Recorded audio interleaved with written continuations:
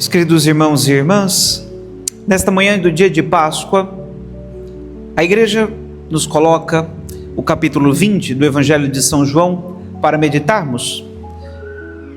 Precisamos nos recordar alguns fatos que o evangelista traz antes de narrar a ressurreição do Senhor, para podermos entender com que espírito eles vão correndo ao túmulo. Vamos nos recordar o que aconteceu alguns dias atrás, que nós ouvimos durante este tríduo pascal, ouvimos durante a celebração desta preparação para a Páscoa. Os discípulos estavam contentes, estavam maravilhados com a acolhida de Jesus na cidade de Jerusalém. Ficaram tomados de alegria, viram o Senhor sendo aclamado como rei.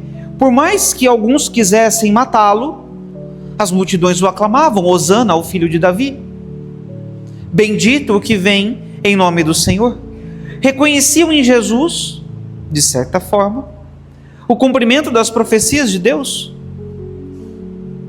que daria um filho da descendência de Davi, que se sentaria sobre o trono da casa de Israel e o seu reinado não teria fim. Foram as palavras com que o anjo anunciou a encarnação do Verbo, a bem-aventurada Virgem Maria.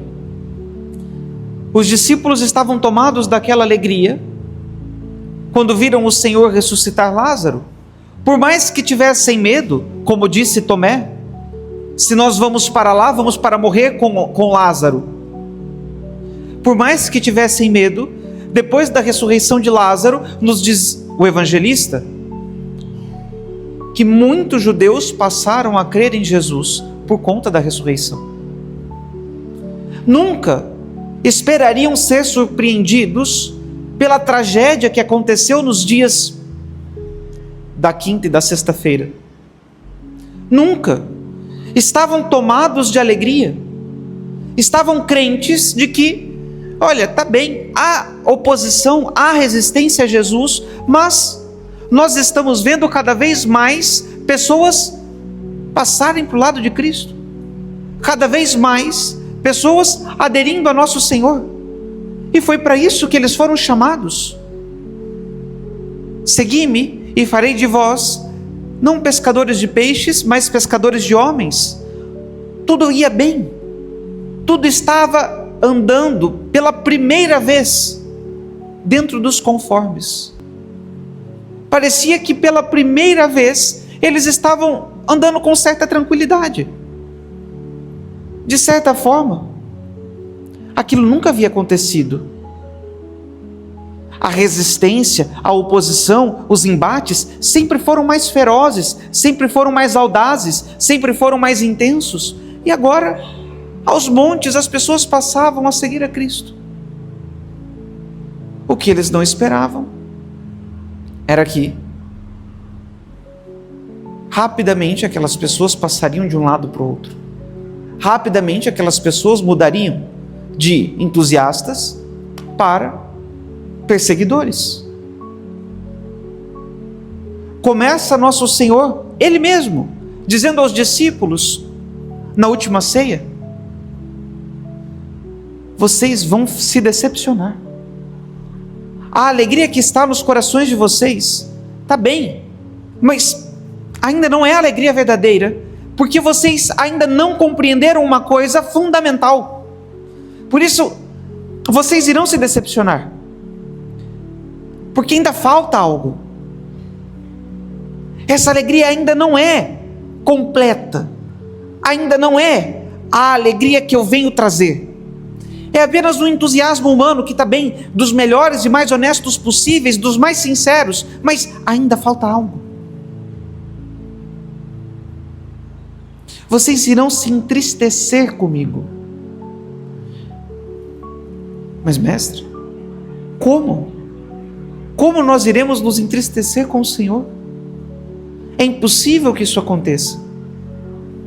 O Senhor é o amor de nossas vidas, é a nossa alegria. Somos felizes quando estamos na sua presença. Como nós iremos nos entristecer? E depois, tudo aquilo que aconteceu, tudo que se segue, nós sabemos porque vivemos bem agora nesses últimos dias. Os discípulos de fato estavam acabrunhados. De fato, estavam entristecidos. Da conclusão daquele dia, da madrugada da quinta para a sexta, todos eles foram um a um assumindo o espírito de derrota, foram assumindo a tristeza sobre si, como se aquilo fosse agora o novo estado de vida deles, o novo estado de espírito deles. Foram se entristecendo um a um. São Pedro, depois de negar a Cristo, São Mateus nos diz que chorou amargamente. A tradição nos diz que Pedro chorou até o dia de hoje. Não parava de chorar, a tal ponto que no seu rosto as lágrimas marcaram o sulco, o caminho que percorreram. O rosto de Pedro até o fim de sua vida era marcado pelo caminho das lágrimas. João tinha visto a morte do Senhor. João viu tudo o que fizeram com Cristo. Pedro não viu, porque depois da terceira negação, ele saiu. Ali apenas tinham dado ainda as primeiras bofetadas a Nosso Senhor. Mas João acompanhou Nosso Senhor sendo levado amarrado, Nosso Senhor tomando cusparadas, Nosso Senhor sendo flagelado,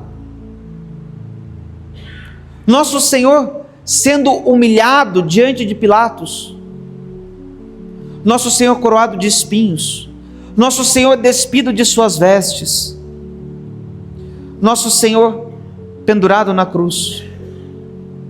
João viu o soldado ferindo-lhe o lado, viu Nosso Senhor dando o seu último grito e expirando. Pense, era a pessoa quem João mais amava. Se nós, quando vemos alguém que amamos sofrer, ficamos mal, quanta tristeza não invadiu o coração de João. Estavam os dois discípulos que a liturgia de hoje nos apresenta, inconsoláveis. Não havia nada neste mundo que poderia devolver a eles a paz, que poderia fazer eles ficarem alegres novamente. Tomados pela tristeza, da negação, de como ele foi cruel. Porque foi cruel. Havia dito algumas horas antes que estava disposto a ir com o Senhor até a morte. E então, diante da primeira ameaça, a menor, a empregada do pátio de Caifás, jurou falsamente por Deus: não conheço este homem. A tristeza do pecado. Estava tomado pela tristeza de seus atos, pela maldade que havia praticado. Havia reconhecido o mal que fez e estava ali, com o rosto prostrado por terra, pensando nos seus pecados. O outro, vendo o mal que o pecado causa, triste pelos pecados da humanidade, vendo até onde o pecado pode levar um ser humano. João viu o tamanho do mal que o pecado causa neste mundo, porque foi capaz de colocar Cristo na cruz e de tirar a vida do Redentor, tirar a vida do amor de sua vida. Estavam os dois neste estado, até que de repente, Maria Madalena quase que derruba a porta, invade o lugar onde estavam os discípulos e cumpre aquilo que o Senhor havia pedido a ela: anunciai aos meus discípulos. E ela diz: tiraram o Senhor do túmulo e não sabemos onde o puseram. Não disse que o Senhor estava ressuscitado. Apenas disse que o corpo de Cristo não estava mais lá. O suficiente para que eles esquecessem a dor que padeciam, o suficiente para que esquecessem o estado que a tristeza os havia colocado, e se levantam depressa e vão correndo ao túmulo, no passo mais veloz que eles conseguiam. E então, e somente então, quando chegam lá, a pedra que já não estava mais tampando a entrada do sepulcro, e vendo sobre o lugar onde haviam colocado o corpo do Senhor, as faixas de linho deitadas e o pano que estava sobre o rosto de Jesus enrolado num outro lugar, é que eles entendem. É que eles realmente entendem as palavras do Senhor. São João diz: então entrou também um outro discípulo que tinha chegado primeiro ao túmulo. Ele viu e acreditou. Jesus havia dito: é necessário que o Filho do Homem padeça, sofra, etc, etc, etc, e ressuscite no terceiro dia. Eles estavam fechados na tristeza que tomava conta do coração deles. Talvez tivessem se esquecido, talvez não fossem capazes de olhar para outra coisa, talvez não fossem capazes de se recordar. Mas chegando lá, diante da prova incontestável do sepulcro vazio, aí então a alegria volta a ocupar o lugar que nunca deveria ter perdido no coração destes homens. Antes estavam alegres, é verdade, estavam felizes, mas ainda era uma alegria produzida por eles mesmos. Agora é a alegria que vem do céu, é a alegria da Páscoa, é a alegria do ressuscitado, a única capaz de devolver paz aos corações daqueles homens. Tanto é que as primeiras palavras que ouvirão do Senhor serão estas: a paz esteja convosco. Como nos recorda o Papa Leão, é a saudação do ressuscitado. Uma paz que brota da alegria, é fruto da alegria da ressurreição. Poderia Pedro ficar em paz porque teria ocasião de se encontrar com o Senhor novamente e dizer a Ele: perdão por ter te negado. Poderia João olhar novamente para o Senhor, aquele que ele viu transpassado, crucificado, escarnecido, zombado, e com amor reparar os pecados da humanidade, dizendo a ele que também o amava. Estavam felizes novamente porque teriam de novo o Senhor junto deles. E assim nós também vamos caminhando. Pode ser que nossa vida seja um misto entre estes dois momentos, entre estes dois sentimentos. Talvez ficamos tristes, demasiadamente tristes, por conta dos nossos pecados, justamente no momento em que estávamos mais entusiasmados. Ou ficamos tristes por conta dos pecados que nós vemos. Nos fechamos nessa tristeza e perdemos a capacidade de reconhecer a presença do Senhor no meio de nós. Mas hoje pela manhã, a igreja nos faz tomar posse dessa verdade, de que o Senhor está no meio de nós, ressuscitado, e que nós não temos mais espaço para a tristeza em nossas vidas.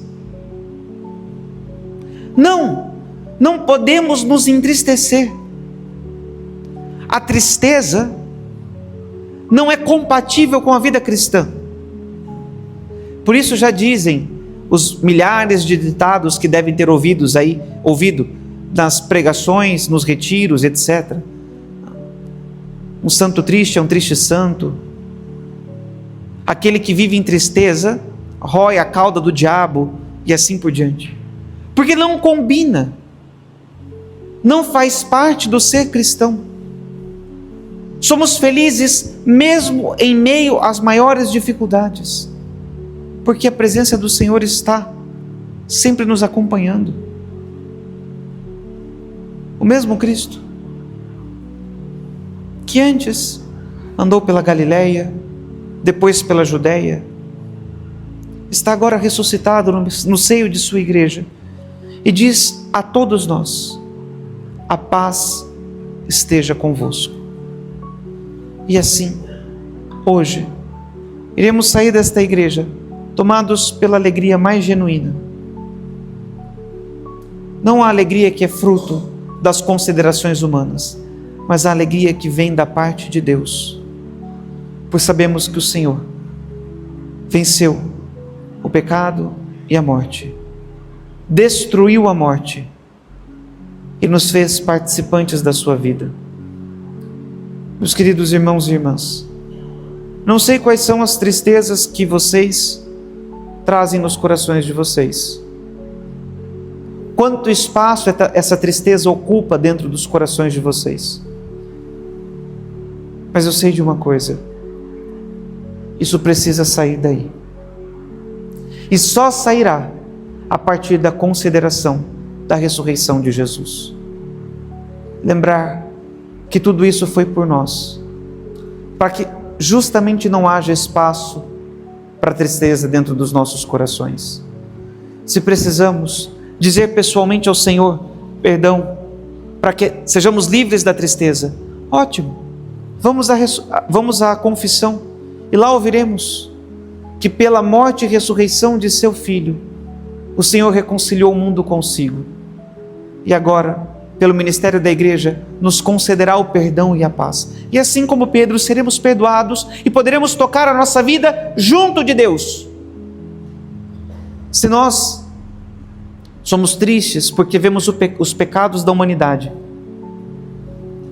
assim como João, vemos a crueldade daqueles homens que estão afastados de Deus, ótimo, podemos juntos com o Senhor oferecer os nossos dons, os nossos sacrifícios por aquelas pessoas.